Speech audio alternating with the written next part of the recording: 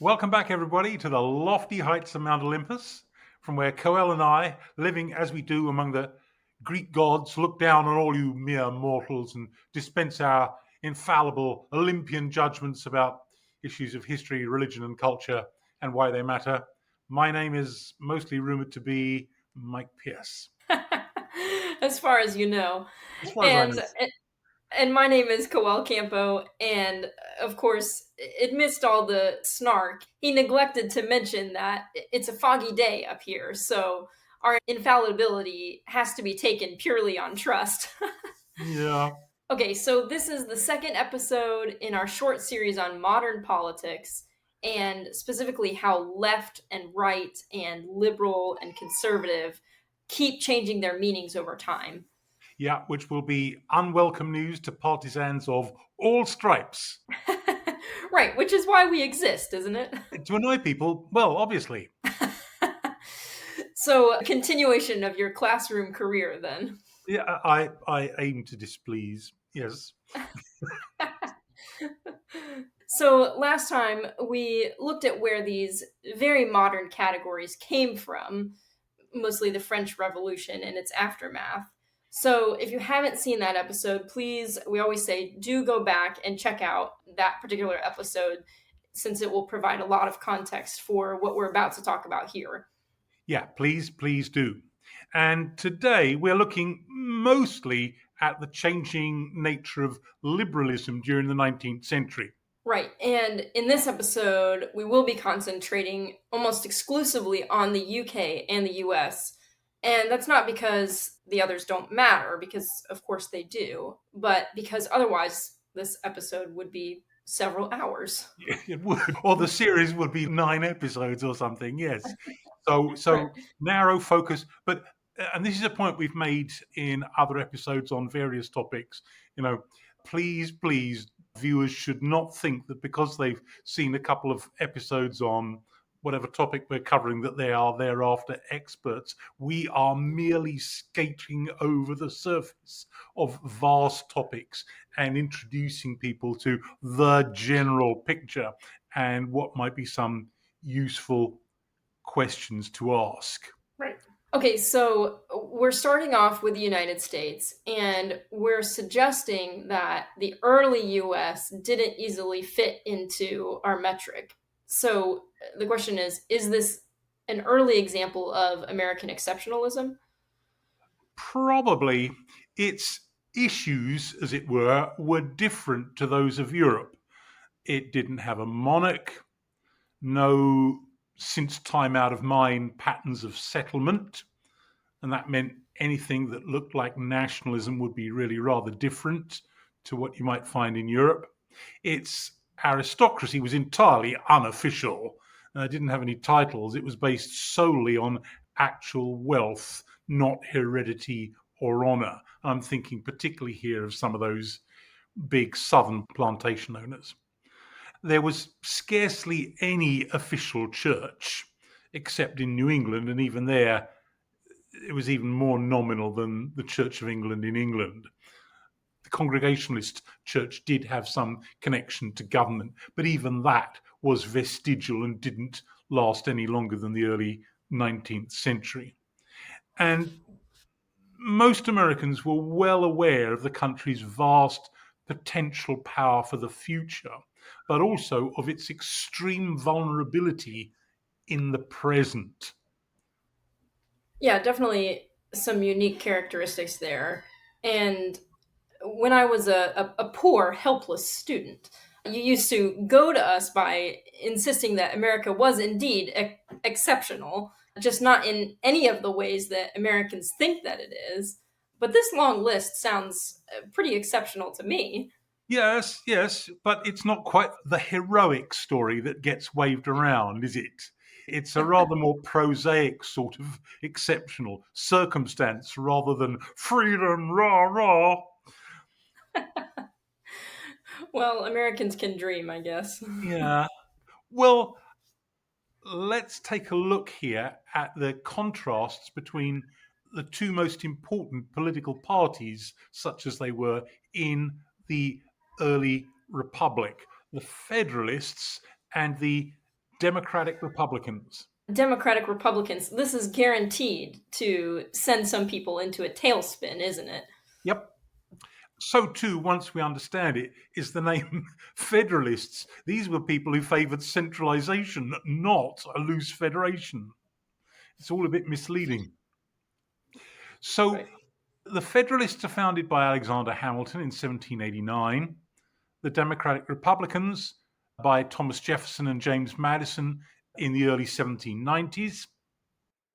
The Federalists appealed to business and banking sectors and favoured industrialization and protectionist tariffs. The Democratic Republicans favoured free markets and free trade, but also agrarianism. They were the Farmers' Party. The Federalists wanted a strong national, i.e., central government to be more powerful than state governments, whereas the Democratic Republicans wanted decentralization, liberalism, individual liberty, separation of church and state. So hacking away even at the position of the Congregationalists in New England. And in foreign affairs, remember, this is all happening during the long conflict between revolutionary, later Napoleonic France and everybody else, especially the British. So in foreign affairs, the Federalists wanted strong national defence forces for the country, central government, but were pro-British in those conflicts and strongly opposed to revolutionary France. So they would have agreed with Edmund Burke, whom we considered in the previous episode, in his critique of the French Revolution. Whereas the Democratic Republicans were hostile to Britain, and of course they could wrap themselves in the flag on that point by saying, well, we've just had a war with the British to establish our independence, and were in sympathy with the French Revolution. So, just going back here for a minute to the economy section, why was it that businesses and industrialists favored tariffs, and then you have farmers favoring free trade? That sounds very counterintuitive by today's standards. Yeah, well, once again, it's about circumstance. So Britain was the first industrial country, and it was way out in front of everybody else, including America. But in a way, for America, that was okay because what America had was vast amounts of land and huge amounts of natural resources. So if you are an industrialist in America, and America will really get going by mid-century, the thing's just beginning at this stage, you're not going to get very far because anything you try to make will be swamped by cheap British imports because they're really up and running. So you're going to want your nascent industries to be protected from all of that. Whereas if you're a farmer, especially a big farmer, particularly, say, plantation owners in the South, well, you're producing far more of certain goods, whether it's foodstuffs or cotton or tobacco, than can possibly be used by Americans themselves. You want to sell it abroad. So you don't want tariffs, you want a free trade system. So, really, the opposite of what we would have seen in like the late 20th century. Yeah. And now, moving on to this part about the Napoleonic Wars, the Federalists were more aligned with Britain, which in our minds makes them to the right. And then the Democratic Republicans siding with revolutionary France, which makes them seem more left. So that means you've got farmers on the left. I mean, that seems wrong. Exactly. Once again, American exceptionalism, just not the terms in which lots of Americans now think of it, right? Because its circumstances were different, but also the times were different. And as we're going to see right through this series, the categories held to by what might be called right and left, sometimes even call themselves that, or conservative and liberal, have constantly changed according to circumstance. They've changed over time.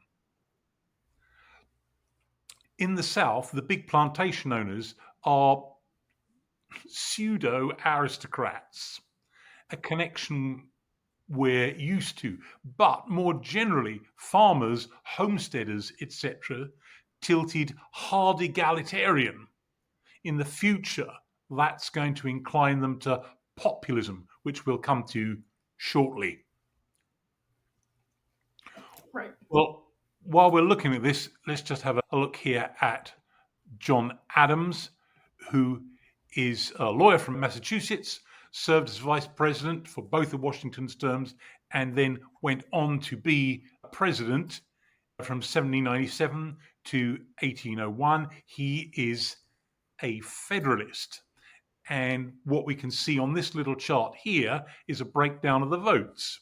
So Adams gets just over 53% of the vote, and Jefferson, the Democratic Republican, 46.6%. Now, is this really accurate? Because that means there's fewer than 70,000 people voting. Yet, even at the time of the Revolutionary War, the population had been, what, like 3 million?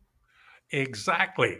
Well, the answer to that we'll come to in a few minutes, but it illustrates that the early republic was not a democracy, right? Even if it has these democratic type mechanisms. And the map we've got here shows who won which areas. So, this just reflecting what we noticed already. Commercial North and East supports the Federalist Adams, but then the agricultural South supports Jefferson. Yes. So a north-south split emerging pretty early. And as we know, that's going to get really, really poisonous further up the road.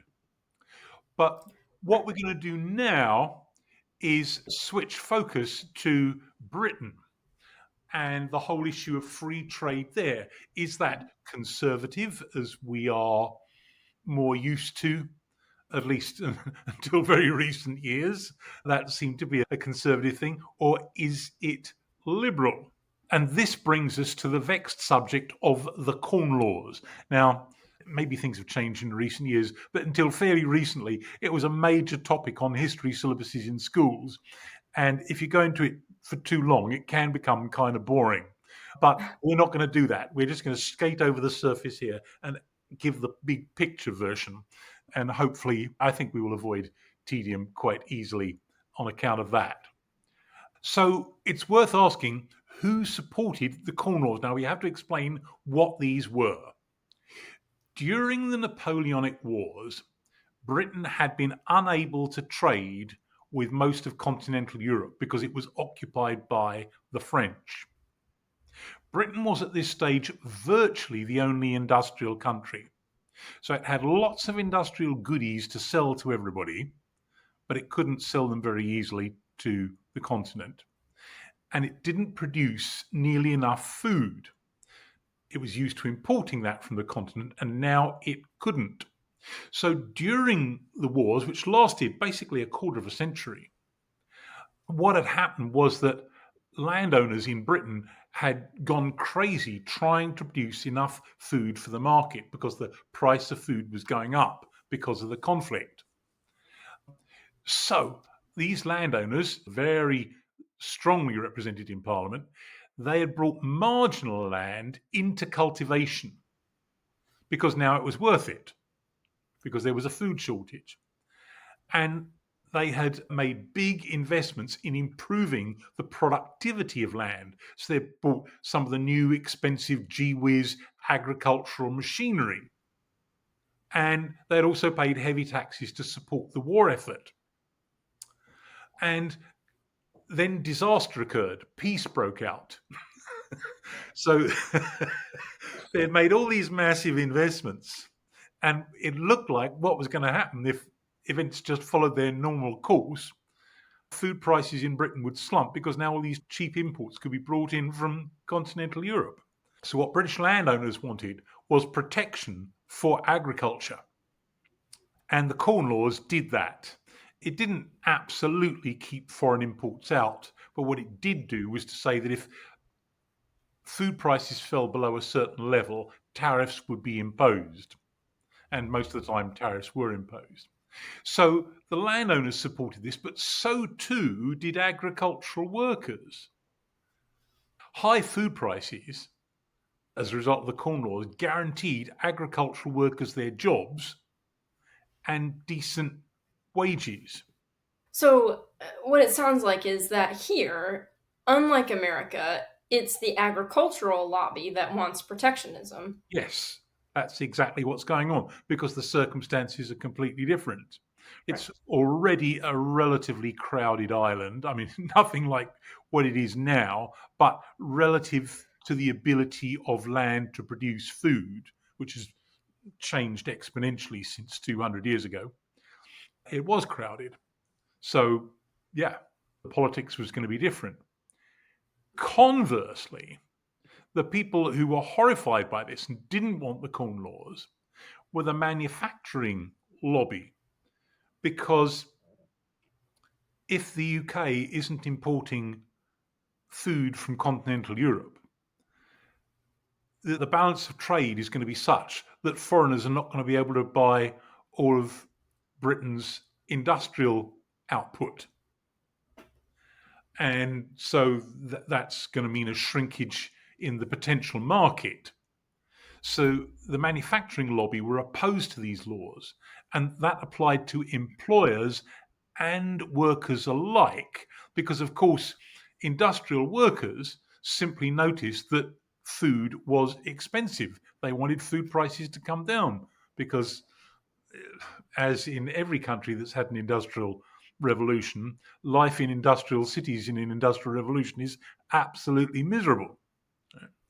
But also, there was an intellectual lobby, the influence of Adam Smith and people like that, for free trade, and also a reform lobby that wanted to hack away at the continuing exaggerated influence of aristocrats and landowners, major landowners, in British life. And so that whole coalition was starting to come together. So, it sounds like this isn't class conflict at all, because on each side, you've got employers and employees standing together. Yeah, these are sectional interests. It's the agrarian lobby against the commercial lobby. That's what this conflict is. Yes.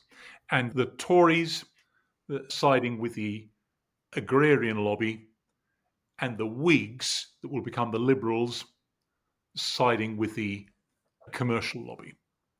Yeah.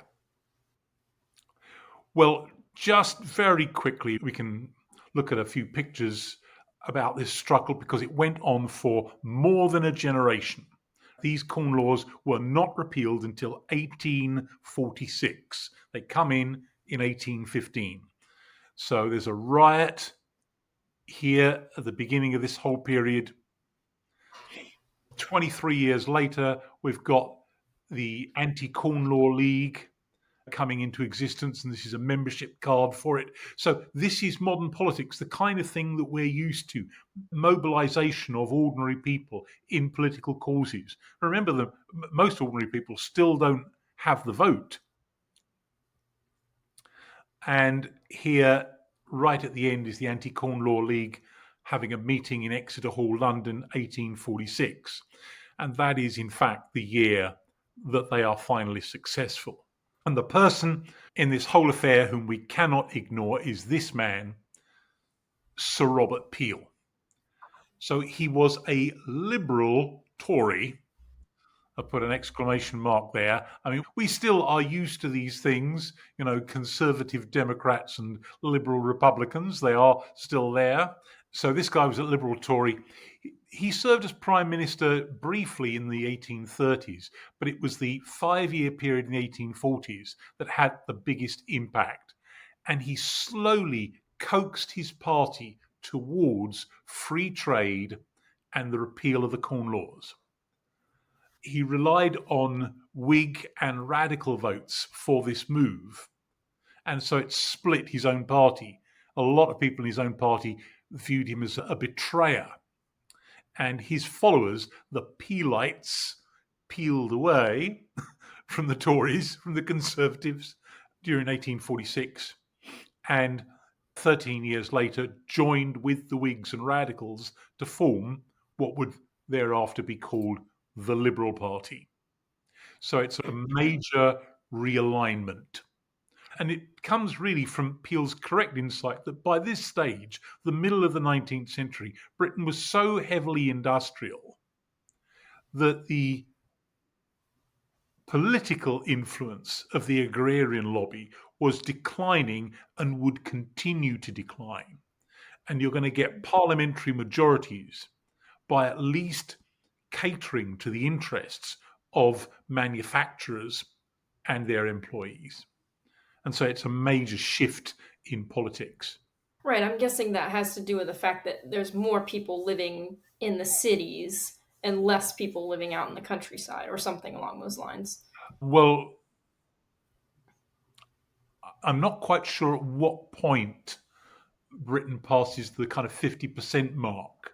And of course, that's all a bit arbitrary because how big a town are you including in your counts before you say this is the case? But however you measure it, they're going to be the first one over the line. And yeah, I think you can say that during the course of the 19th century, that threshold is definitely crossed, whichever way you're going to measure it.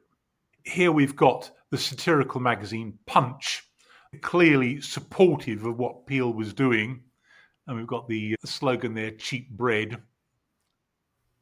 We shouldn't, however, fall into the fallacy of thinking that 19th century liberals are necessarily supportive of democracy. So, this is really coming to the central theme of this episode that, like you said, 19th century liberals were not all gung ho for democracy. No. Some were, and they would become more so as the century neared its end. But for a lot of the time, no, it was much more muted. And we find the same situation, by the way, in continental Europe, particularly amongst sort of mid-century European liberals and nationalists. That they are not Democrats, even if they do want a widening of the franchise. Yeah. Especially as an American, I think it's easy to think that democracy is just the golden standard. It always has been, and everybody has always thought so. Yes, like the predestined goal or end point of history. Yeah, no, very, very far from it. Right. And as we're going to see in a moment, for most of history, including a lot of the 19th century, democracy was something people were actively afraid of. Yeah. Now, Edward Luce, who's a current British political commentator, but he spent lots of time in America, produced a few years ago, I think it's about 2016, something like that, a very, very insightful little book, The Retreat of Western Liberalism. And he's really reflecting on what's happening in our own time. But he's drawing on history extensively. So we've just taken a couple of little passages from him. The first one reflecting on America, the second one on Britain. The US Constitution, he says, would incubate a natural aristocracy of the talents, in Jefferson's view. Far from being democratic, this ingenious contraption was designed to keep the mob out. It took several decades for suffrage to spread, that's the right to vote, to spread to the majority of white males. And only then by accident rather than design, the founders set the threshold at 40 shilling freehold, but forgot to index it to inflation. As property values rose, so the electorate grew. Now, this is referring to how much land someone had to own in order to be able to vote. And the 40 shilling freehold was the same property qualification as it was in Britain. So, is this guy saying that the founders were dumb to ignore inflation? Well, he's kind of implying it. I hope he's not serious. I want to believe that he's just making a cheeky remark there because A, the founders obviously weren't dumb, and B, we should remember that inflation was, in Britain certainly, I think also in America, not the usual experience. In Britain, certainly, there was essentially no inflation from 1660 through to the First World War. prices did rise sometimes, but they also fell. And this is particularly related to the fact of the existence of the gold standard. But nevertheless, prices were going up in the US during those first couple of generations of the existence of the Republic. But he's quite right to point out that they had the same feature as the British, the 40 shilling freehold. So that had the effect of limiting the vote to, well, about one adult male in 10, something like that, which accounts for the very small number of votes that we noticed a few minutes ago when Adams was elected president. Right. But as property values in America rose, so more and more people ended up getting the vote. And eventually, and this happens right through history in all kinds of contexts, politics, in churches, as practice changes, eventually a principle will come along to justify it. And so in the end, people will start to say, well, democracy is a good thing. Right. So attitudes will change on that front. Yeah. Okay, so what does he have to say about Britain? In the 19th century, the very word democracy inspired fear. Even the most self-improving British Victorian liberals recoiled in horror at the notion the labouring classes would get to choose who governed Britain. It was only in the 1870s that the franchise was extended to a majority of white males. Now, he says a majority of white males specifically. I mean, how many non-whites were there in Britain in the 1870s? A tiny fraction of 1%. This is the trouble with liberal cant, or any other kind of cant. It makes you dumb. This is him being dumb. Right? He's so used to people talking this way and castigating ancestors that, brilliant man though he is, he's slipped into it, right? There were very, very few non-white people in Britain in the 1870s. Anyway, we will pass over this faux pas on his part. I can conceive of nothing more corrupting or worse for a set of poor, ignorant people than that two combinations of well-taught and rich men, this is referring to the leadership of the two main political parties, should constantly offer to defer to their decision and compete for the office of executing it, wrote Walter Bagehot. Vox populi will be vox diaboli if it is worked in that manner. Bagehot still could not conceive of the ignorant people assuming office themselves. Well, he's got a point there.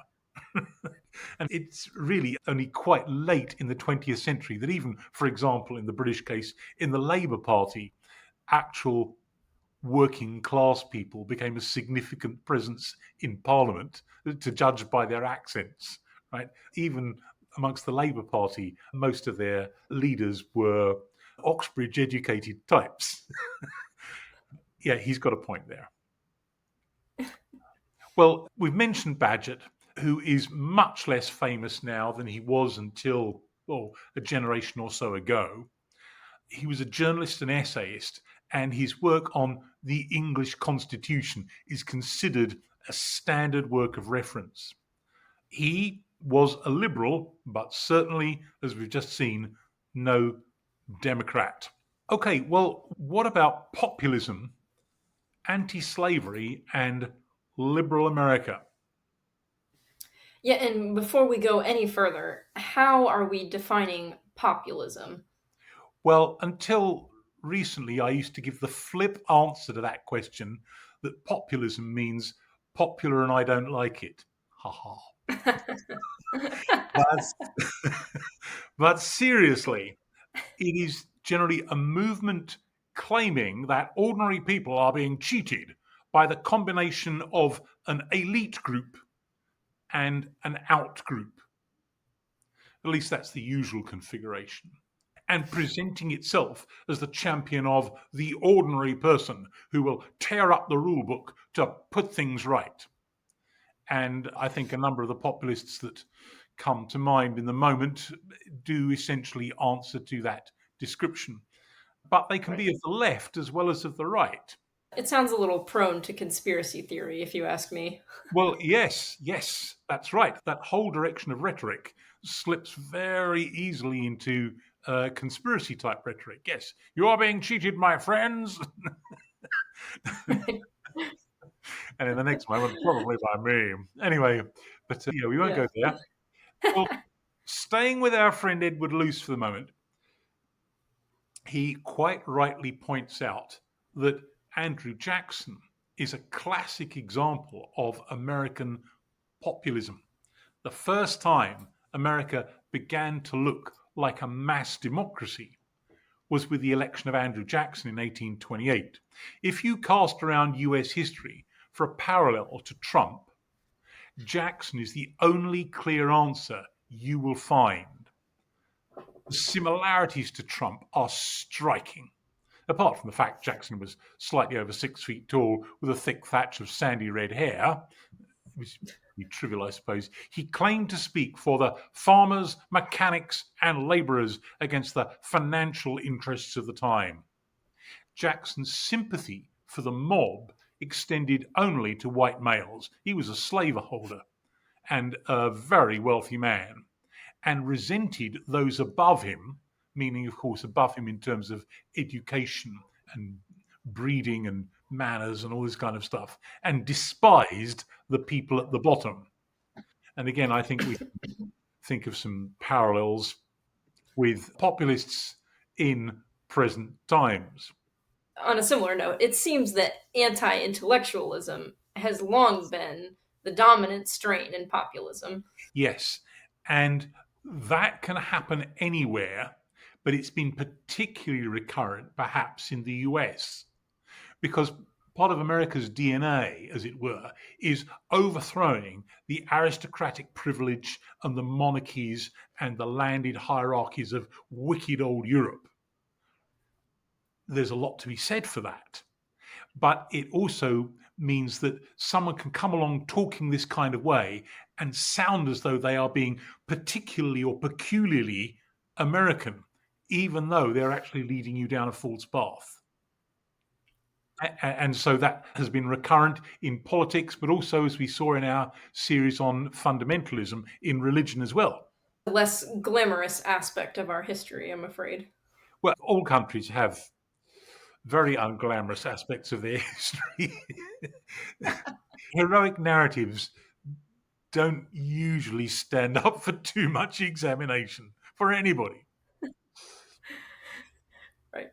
Okay, well, staying with this theme, what follows on in the period immediately after Jackson's presidency is the phenomenon of the Know Nothings, which was a popular movement and briefly a political party in the US. Immigration during the 1830 to 1860 period included large numbers of Irish and German Catholics. And this led to Protestant fears that America might come under Catholic domination. Now, popular anti Catholicism had long been an important strain in America and British life. Yes, and it persisted right down into the 20th century. So, Al Smith, for example, in 1928, failed in his bid for the presidency. Well, for a number of reasons, but one very important reason was that he was Catholic. And that wasn't finally broken until JFK was elected, right? A generation, more than a generation later. We could point to a number of things, but certainly anti-Catholicism was virulent in English life from the late 16th century onwards, and that transmitted itself to the early settlers in America, so it became part of America's DNA as well. I would point to the incredible influence, constantly overlooked in modern times, of Fox's Acts and Monuments of the Christian Church, more popularly known as Fox's Book of Martyrs. And one of these fine days, we are going to do a one-off episode about that, because its influence has been gigantic and continues in the present, even though almost nobody now reads it, because it's actually simply saturated the way that ordinary Brits and Americans think in completely secular terms, actually. But we'll do that at some future point. So for people who've been brought up on this kind of fear, visceral fear of Catholicism, a major influx of Catholic immigration seemed to some people to threaten the whole fabric of American life. The Know Nothings began as a secret anti-Catholic, anti-foreign society. But after the collapse of the Whig Party in 1850, the Know Nothings became a new political party. And in the early 1850s, Irish immigration was 5 times the level that it had been a decade earlier, and fear of the destitute Irish and of Catholicism increased Know Nothing support. And this, in general, was the result of the potato famine. Yes, it was. Ireland is extremely unusual in having a smaller population right now than it had 200 years ago. The potato famine killed probably about 1 million people. And for the next century and more, people were pouring out of Ireland. The largest numbers went to North America, particularly the US, but a lot to Canada, but plenty more simply went to mainland Britain. I mean, a goodly chunk of my own ancestors are Irish who showed up in the London area in the middle of the 19th century. Surprise, surprise. But the Irish were famously incredibly poor and uneducated and seemed to threaten disorder wherever they went. And their impact on America was far more than bequeathing to New York and Boston their distinctive accents. They were feared. Prior to the arrival of the Irish, Boston was considered a rather respectable city. Right. And their arrival led to upheaval and sometimes to riots. We've got a picture here of Irish immigrants being portrayed as dirty, poor, and unruly, with an Irish mob attacking the police in New York. And here we've got a Know Nothing Party flag.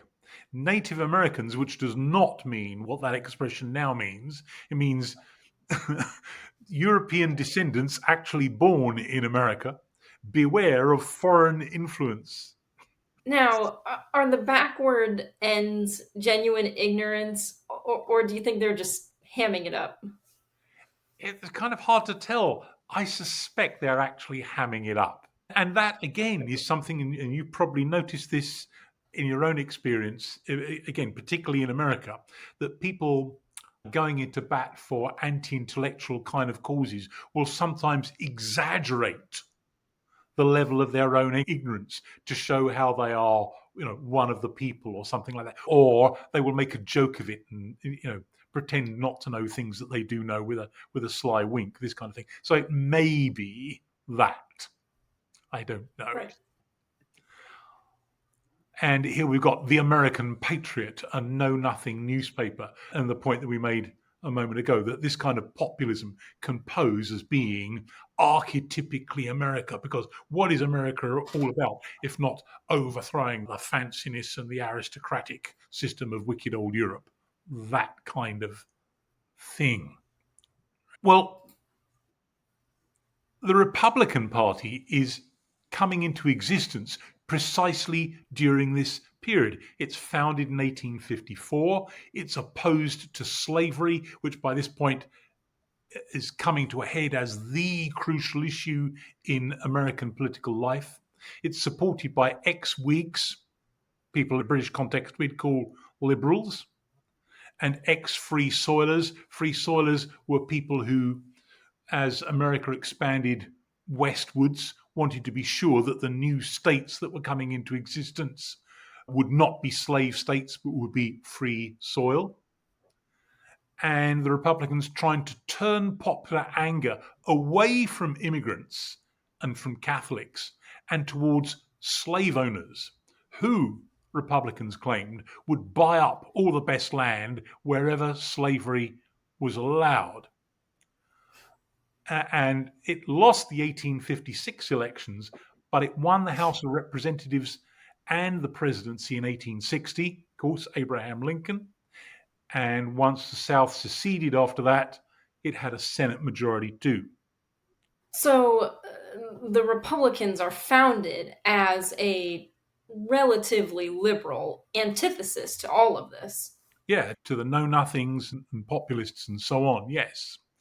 But by the same token, of course, they're wary of mob rule. So they are liberal, relatively, but not wholeheartedly democratic, or at least Right. they're not comfortable with the effects of that, of the hoi polloi entering the public stage. And we can see this here with Abraham Lincoln. So this is 5 years before he becomes president.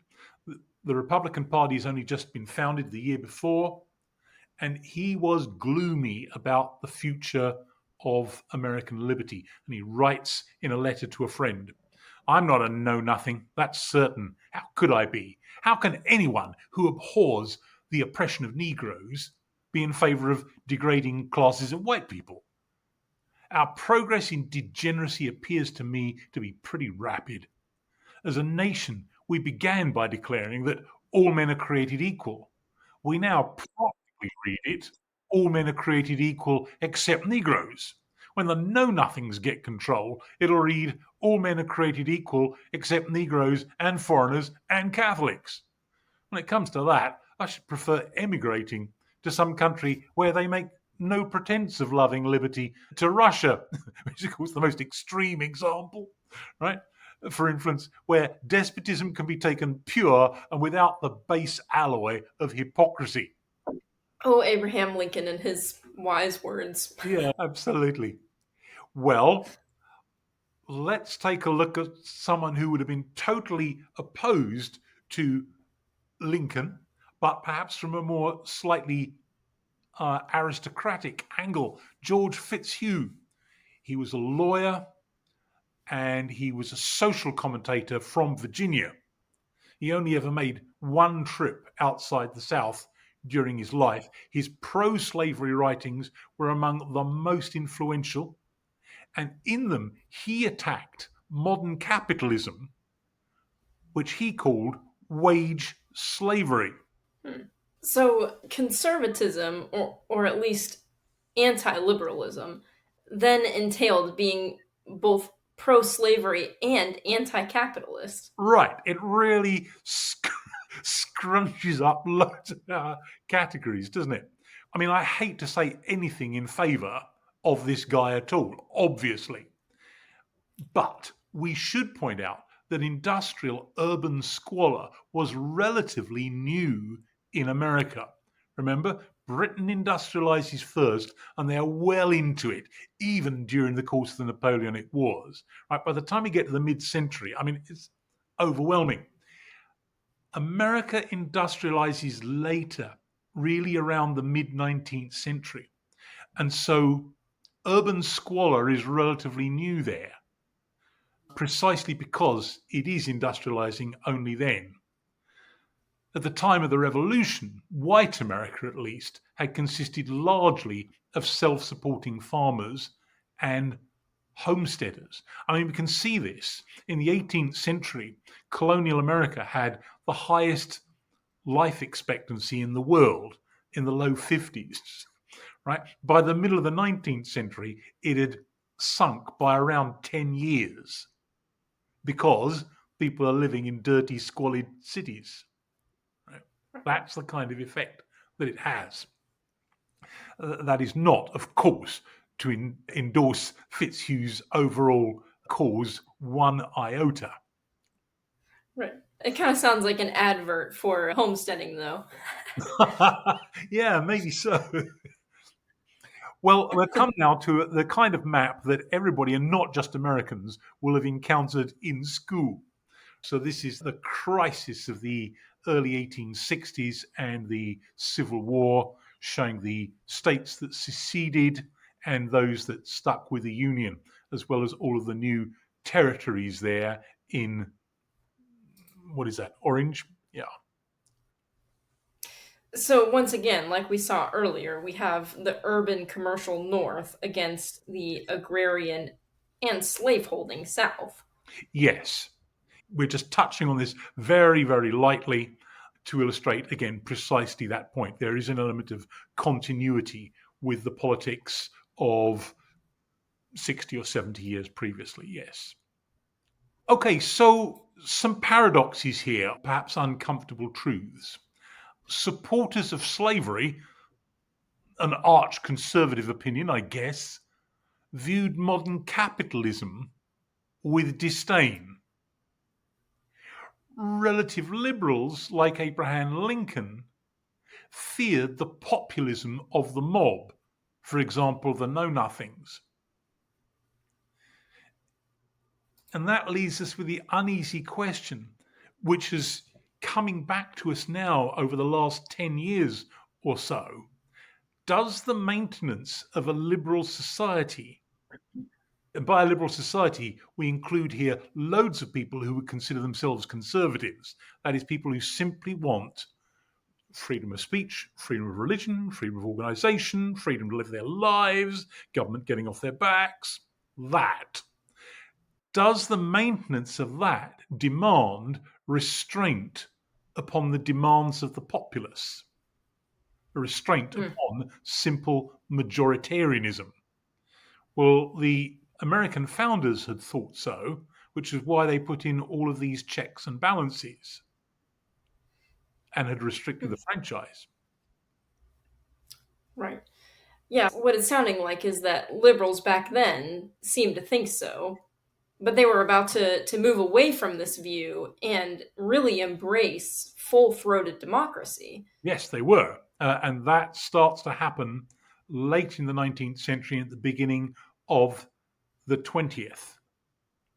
So liberals start to be outflanked on the left and, in response, move left themselves in order not to be outflanked. Well, we should mention this man, John Stuart Mill. How could we not mention him? He's the preeminent political philosopher of the late 19th century. Undergraduates in universities late in the 19th century and the beginning of the 20th would quote him to one another like quoting the Bible. Right? He was a radical liberal and an early proponent of women's suffrage.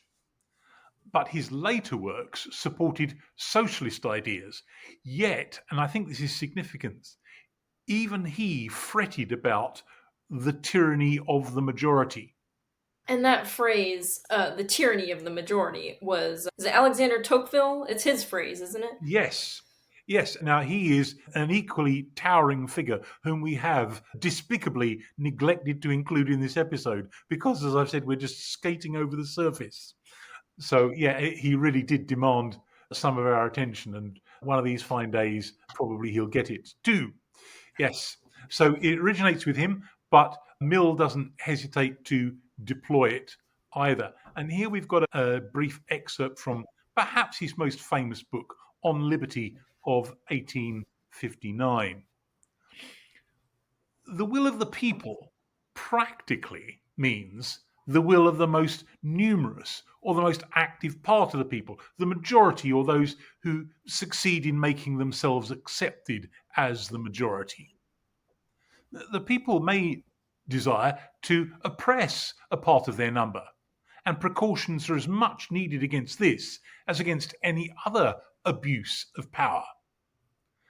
Like other tyrannies, the tyranny of the majority, there's the phrase, is held in dread chiefly as operating through the acts of the public authorities, but reflecting persons perceived, this is his polite code for clever people like me and you, my fine reader, that's what he's saying there, that when society is itself the tyrant. Hold on.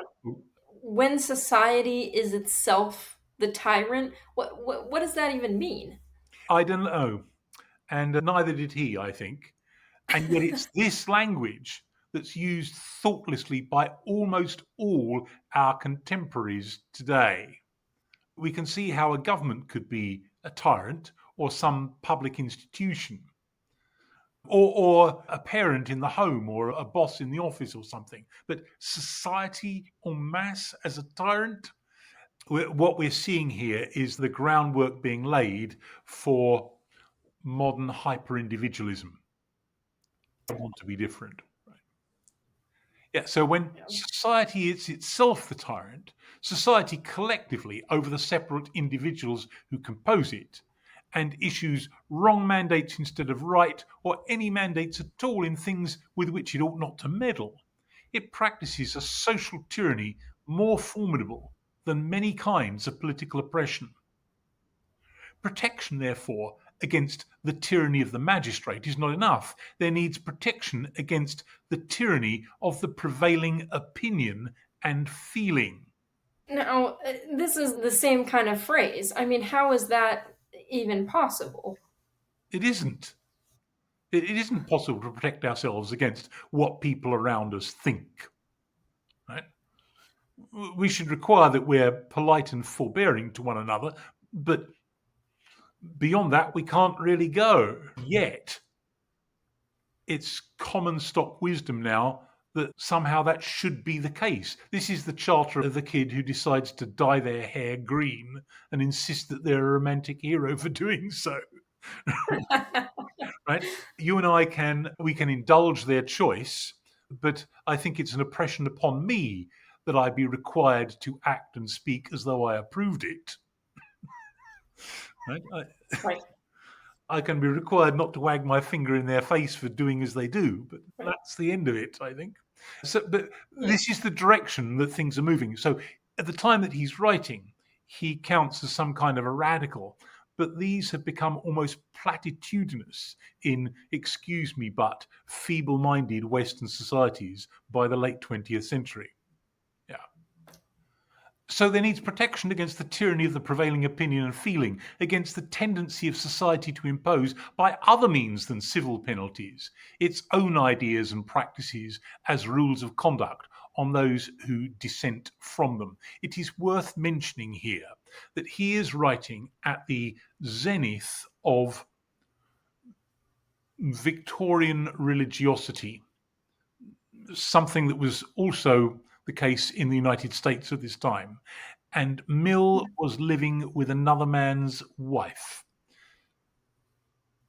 So he's not entirely a disinterested commentator here. This, I think, underlies what he is saying. Yes. There's a limit to the legitimate interference of collective opinion with individual independence, and to find that limit and maintain it is indispensable to a good condition of human affairs. Wow. Yeah. Well, to return to America and to look at left-wing populism, the People's Party, often known simply as the Populists, in the 1890s. This was a party that campaigned for collective bargaining for workers, so trade union rights, federal regulation of railroad rates. This was particularly important to farmers who were confronted with effectively monopolistic railroad companies who charged them whatever the heck they liked to move their crops to markets back east or even overseas.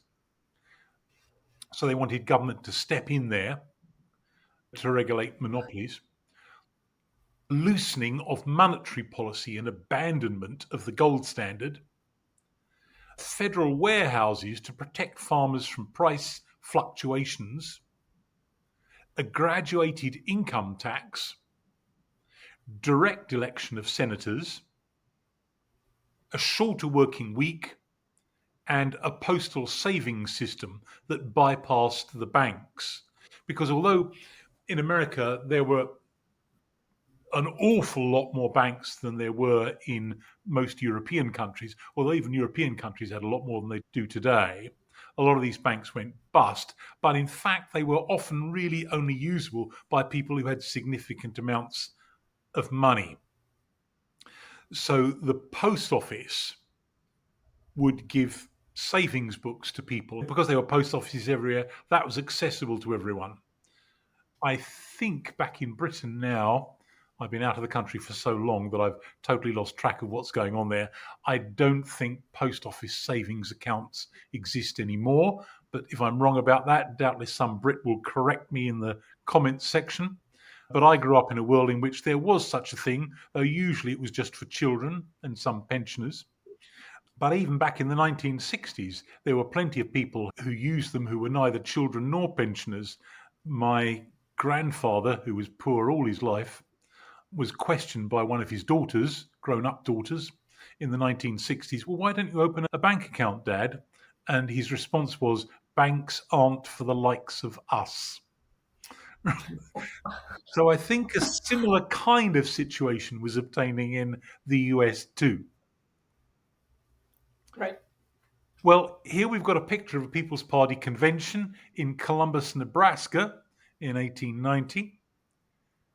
But the party really collapsed in the late 1890s, early 1900s, because the Democrats tilted over to pick up a lot of their concerns. And that brings us to William Jennings Bryan. He was Democratic presidential candidate in 1896, 1900, and again in 1908. He failed each time. But he endorsed many of the concerns of the populists. He claimed to be a protagonist for the common man. He was often called the great commoner, against the gold standard and against big business. His campaigns were, and these are his words, a contest between democracy, which was now emphatically a good word, and plutocracy. So I am the champion of you, my friends, right, against the elite who are ripping you off.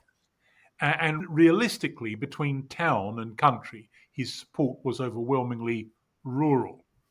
Now, this guy is interesting because we actually ran into him many moons ago. He was a key witness for the prosecution in the Scopes monkey trial of 1925. Yes, I always thought that was one of our best episodes and didn't get quite as much take up as it deserved, actually. I was really pleased with that episode. And he died right afterwards. So he was a champion of the fundamentalists. And as H.L. Mencken, who never tired of lampooning and castigating him and mocking him, pointed out, he was a champion of country people and disliked townies and urbanites who inhabited an America he didn't understand. That's right. Right. Yeah, well, with that fascinating advert, if you haven't seen the second episode in our series on fundamentalism, you better go watch it. Yeah, you really, really should. Okay, well, back to Britain now then. This chart shows us British elections in the late 19th and early 20th centuries and how the pattern was changing. We're not going to focus on all the details here. The two big battalions were the Tories or Conservatives, the Liberal Party. But look at what's happening with the emergence of a new party, the Labour Party. As ordinary working men are enfranchised, women will get the vote after the First World War. So you get the emergence of a new party on the left in various incarnations. We're not going to go into all the details here. You can see that in 1886, they get no MPs. In the 1892 election, they get 3. Then nothing in 1895, then 2 in 1900. But look what happens after that. 1906, 30 MPs. January 1910, 40. A further election in December of that year, 42. And after the First World War, they will decisively replace the Liberals, who shrink to a mere vestige of their previous size. They will replace them as the party on the left and the principal opponents of the Conservatives, which I was going to say has remained the case ever since. But of course, the landscape in Britain is changing awfully fast now. So let's say until very recently. So to defend itself against this, the Liberals needed to move to the left. Right now, already we noticed with John Stuart Mill that his ultra-liberalism actually mutated into anticipating some socialist ideas. Asquith is Liberal Prime Minister from 1908 to 16. He's less well known than his most famous minister and successor as Prime Minister, David Lloyd George. David Lloyd George was a very active member of this government. And they bring in a number of important reforms in Asquith's period in office.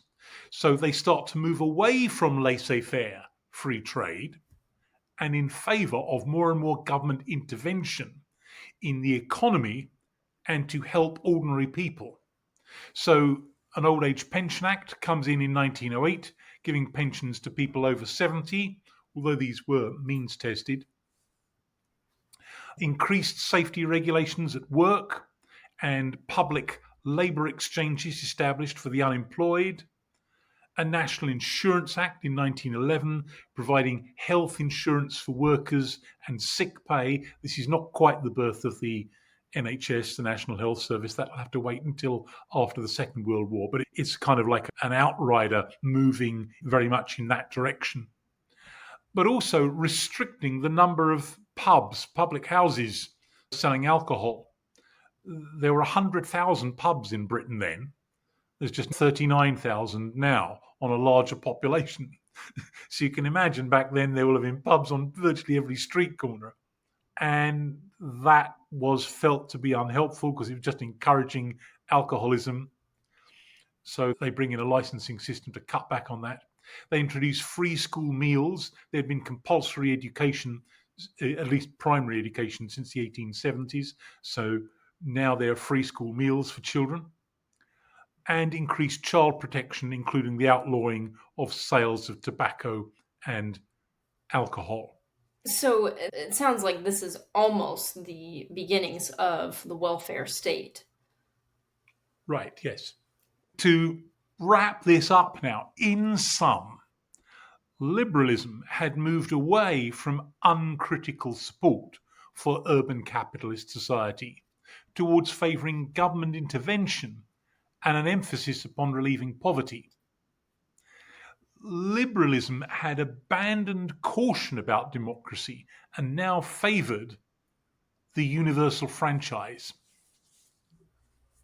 And new space had opened up on the left for socialism and much more radical state intervention, certainly in Britain and most other European countries, not really in America. And conservatism had mostly moved away from opposition to free trade. Its former landed and aristocratic constituency was now only a small fraction of the economy and the electorate. So there was nothing to be gained for conservative parties in playing to that gallery. They'd already got that vote in their pockets, as it were. They needed to get votes from urban society. And conservatism was increasingly concerned with maintaining social cohesion and pushing back against class-based politics. So, for example, in Britain, the dominant strain in the Conservative Party, as in all big political parties, there are different streams within them, but the dominant strain has been Israelis' one nation conservatism, that we need to mitigate class conflict, because if we allow that free rein, we're going to collapse into some kind of socialist society. Right. Now, these are all pretty drastic shifts that we're looking at. Right. And going back to our disclaimer in the beginning, these shifts were paralleled in other developed Western countries? Yes, and we do apologise for simply not having enough space to include those. Right, but we're going to put that to right in the next episode because we're going to look at even more drastic shifts in the meanings of left and right between the world wars. Yes, that's where the centre did not hold and things went totally crazy. Yes. So that's going to be coming next time. All right. Well, we certainly hope that you guys enjoyed this episode. If you did enjoy it, or even if you didn't, we would love it if you would repost on social media, subscribe to our channel, like and share. You can even leave comments. We like that too, most of the time. And yeah, we hope you guys enjoyed it. Yeah, thank you very much for staying with us, everybody. And we'll continue this story with the constant shape shifting of left and right in our next episode. So thank you and bye bye now. Bye, everyone.